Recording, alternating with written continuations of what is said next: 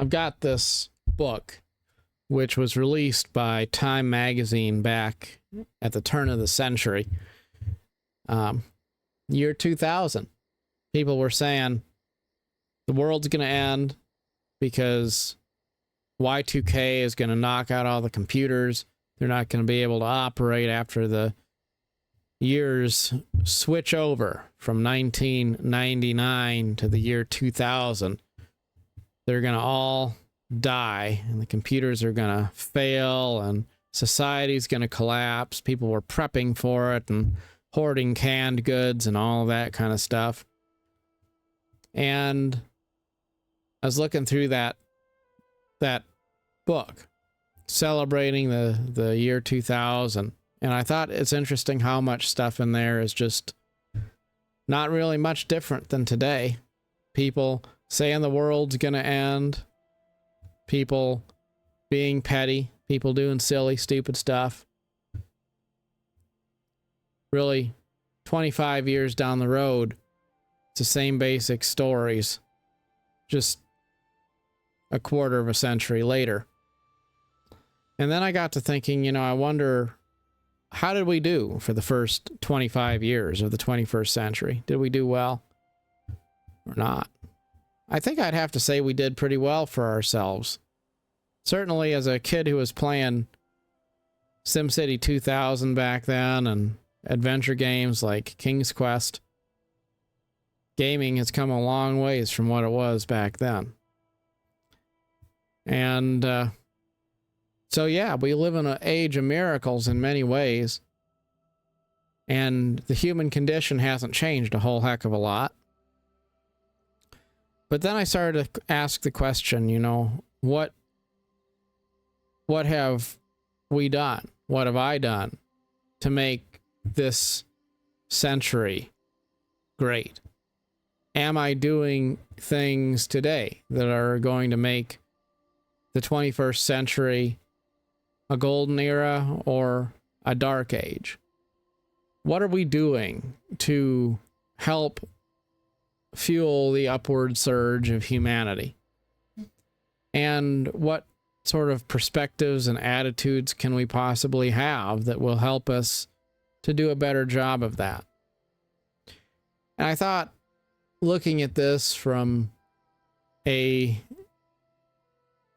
quarter century in, probably what we ought to do is, don't feed into the FOMO and the fear. There's going to be people who say the world is going to end, this political system is going to bring about a collapse of our society, war is coming, poverty is coming, pandemics are coming, whatever it might be. There's always going to be folks explaining why today is the day before the end of the world and everything's going to just hit the fan and it's all going to be downhill from here. And if we don't wind up killing ourselves, then climate change will probably do us in. Or, if war doesn't get us, then I guess a volcano will go off. Don't feed into that stuff too much, because it's true. We are precariously perched on the edge of peril, in the sense that disasters can happen and civilizations can end. But for our everyday lives, our perspective should always be glass half full. Pick your battles, and not every single time that people say the sky is falling do you need to jump and go start hoarding more canned goods. The other thing is, there's a lot of people who've been really absorbed in things that they thought were important, scandals and agendas and political pursuits and all sorts of things, social media influencers, all of these people that are trying to make their way in the world and make the world revolve around them. Fast forward 25 years, and I think reading the Time magazine from the year 2000, what stands out the most is most of the names and people in there I don't even know who they are, because no matter how great or small, important or obscure you are, the probability is that a couple of decades from now, even if you're in a position of glory and greatness, it'll fade pretty quick, and you'll just be another name at the bottom of an obscure piece of memorabilia that people page through and don't really know who you are. I was watching a video of Bill Clinton going into a bookstore recently, and it's old Bill Clinton going in, walks across the sidewalk and looks at the front of the store before he goes in. Of course, he's got a small detail of Secret Service folks around him. But, when you're an old president from now 2 or 3 decades ago, well, people don't really target that kind of person too much anymore. And as he's out there, there's all these people going by, and you can tell probably a lot of the younger folks just kind of brush by him and don't even know that they're walking by the president of the United States, because he was before their time. And it's just something to remember. It's sobering, it's thought-provoking that we can try to build our empires and monuments, and then just a few years down the line, we will find ourselves forgotten. And the question then is, what are we doing? Are we doing things which uplift others, things which serve others, things which do no harm? Or are we doing things which are vindictive or passive aggressive or cruel in some way? And history is always very, very fair in the sense that it will maintain a just and regular account of all of the misdeeds of society and humanity. And there is no erasing of that history, because people will look on it and they will judge us for the type of lives and legacies we chose to leave behind. I've been watching some Star Trek today, and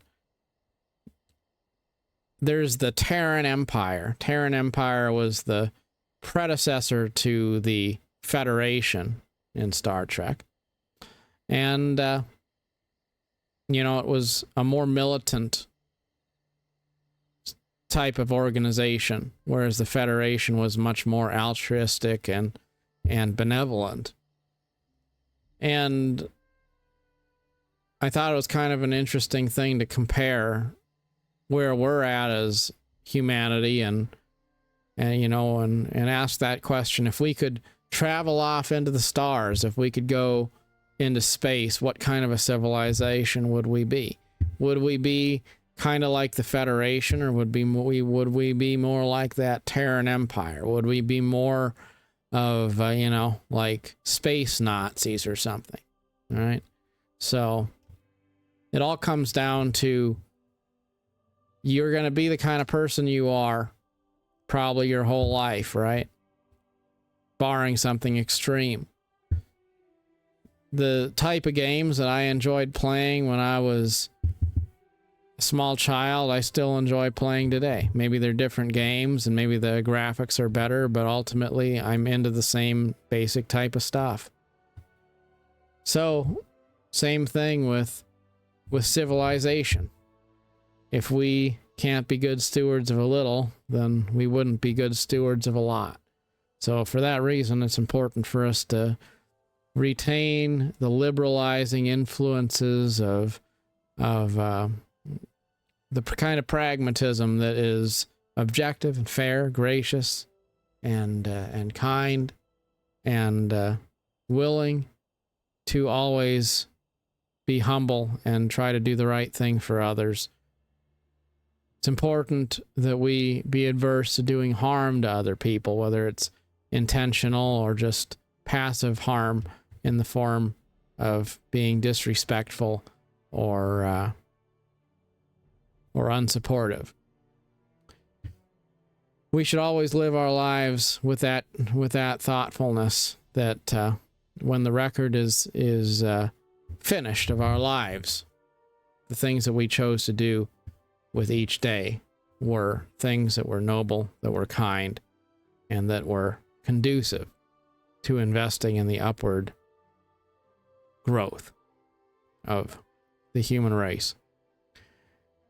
As always, life has loveliness to sell, so buy it and never count the cost. Till next time, thanks so much for watching.